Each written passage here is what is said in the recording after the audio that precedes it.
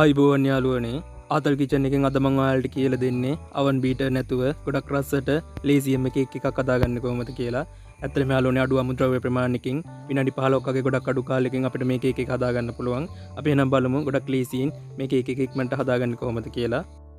මුලින්ම මම මේ විදිහට පාන් ලෑස්ති කරගෙන තියෙනවා. අවශ්‍ය ද්‍රව්‍ය සහ ප්‍රමාණයන් වීඩියෝ පල්ලෙන් දාලා ඇති. එතනින් අරගන්න. ඒ වගේම කොටාගත්ත සීනි ටිකක් මේ විදිහට අපි අරගන්නවා. ඒ වගේම කෝන් ෆ්ලවර් සහ බටර් ලෑස්ති කරගන්නවා. ඒ ඔක්කොම ටික ලෑස්ති කරගත්තන් පස්සේ අපි කොටාගත්ත අපේ සීනියකට මේ විදිහට කෝන් ෆ්ලවර් ටික එකතු කරගන්නවා. ඒ වගේම තමයි යාළුවනේ ඔයාලා සීනි කොටා ගන්නවා නම් ඒ කොටා ගන්න වෙලාවට උනත් මේ කෝන් ෆ්ලවර් ටික එකතු කරලා එහෙම කොටා ගන්නත් පුළුවන්. ඔයාලට ලේසි විදියක් කරන්න. සීනි එක හදා ගන්න ඕන විදිය මම ඩිස්ක්‍රිප්ෂන් එකේ දාලා තියෙනවා. ඒ විදිහට කරගන්න. මේ ටික කලවම් කරගත්තන් පස්සේ මම මේකට අපේ බටර් ටික එකතු කරගන්නවා. ඒ වගේම වැනිලා ටිකක් එකතු කරලා මේ ටික අපි හොඳින් ආයෙ කලවම් කරගන්න ඕනේ යාළුවනේ. අපි මෙතනදී හදන්නේ බටර් අයිසින් එකක්. ඒ වගේම තමයි සාමාන්‍ය මේ වගේ කේක් එකක් හදද්දී මේකට පාවිච්චි කරනවා whipping cream.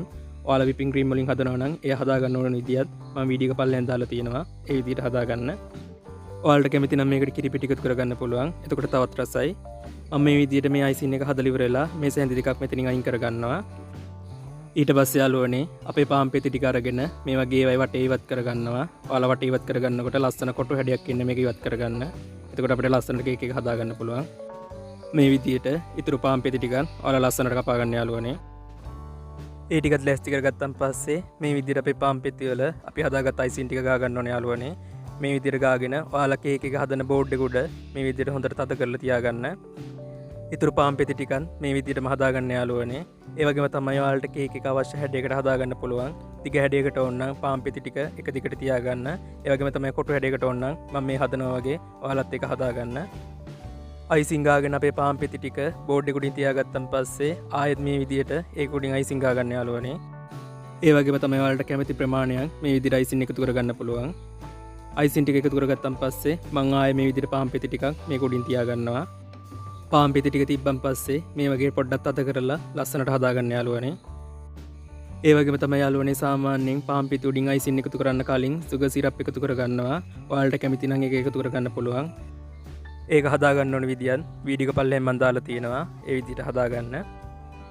ඒ වගේම තමයි යාළුවනේ ඔයාලට මේක චොකලට් කේක් එකක් වගේ හදාගන්න ඕන නම් අයිසින් එක හදන වෙලාවට කොකෝ පවුඩර් එකතු කරගන්න. පාන් පෙති 4 කුස ප්‍රමාණයට තමයි යාළුවනේ මම මේ කේක් එක හදාගත්තේ. ඔයාලට අවශ්‍ය උස ප්‍රමාණය අනුව පාන් පෙති අඩු වැඩි කරලා කේක් එක හදාගන්න පුළුවන්. කේක් එකේ උඩත් අයිසින් ටික ගාගත්තන් පස්සේ මම මේ විදිහට වටෙත් අයිසින් ටික ගා ගන්නවා. ලස්සනට ගාගන්න එක. ඊට පස්සේ යාළුවනේ මම අරන් තියපු අපේ අයිසින් මේ සැඳි දෙකට මේ විදිහට ෆුඩ් කලරින් එකතු කරගන්නවා. එකතු කරලා අපේ කේක් එක සරසන්න ඕන කරන අයිසින් ටික හදාගන්නවා. ඔයාලට කැමති පාටක් මේකට අරගන්න පුළුවන් යාළුවනේ. අයිසින් ටික හදාගත්තන් පස්සේ යාළුවනේ මම මේ විදිහට පොඩි බෑග් එකකට අයිසින් ටික පුරවලා මේ විදිහට මේ කේක් එක සරස ගන්නවා.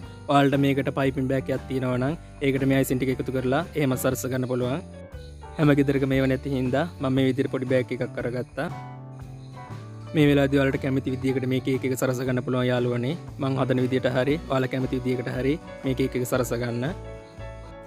ඒ වගේම තමයි යාළුවනේ අපි මේ කේක් එක oven එකේවත් ඒ වගේම ලිපේවත් තියන්නේ නැතුව තමයි හදාගන්නේ. ඔයාලට කැමති නම් මේක හදලා ඉවර වෙලා ටිකක් හයි වෙන්න ෆ්‍රිජ් එකේ තියාගන්න පුළුවන්. ඒ වගේම තමයි යාළුවනේ අතල් කිචන් channel එකේ oven beater නැතුව chocolate cake ඒ වගේම butter cake හදාගන්න විදියක් තියෙනවා. ඔයාලට කැමති නම් ඒකත් බලන්න පුළුවන්. දැන් මම මේ විදිහට කේක් එක සරසලා ඉවර කරගන්නවා. ඉතින් යාළුවනේ මේ තියෙන්නේ අපි ගොඩක් රසට ලේසියෙන්ම හදාගත්ත අපේ කේක් එක. ඔයාලට කැමති විදිහකට මේක සරස ගන්න පුළුවන්. ඉතින් යාළුවනේ ඔයාලත් අනිවාර්යෙන් හදලා බලන්න. ගොඩක් ස්තුතියි මගේ වීඩියෝ එක බලුවට. තවත් ගොඩක් රසවත් වීඩියෝ එකක් අරගෙන මම ඉක්මනට මෙන්න. එහෙනම් හැමෝටම බුදු සරණයි. දෙවි පීඨයි මං ගියා.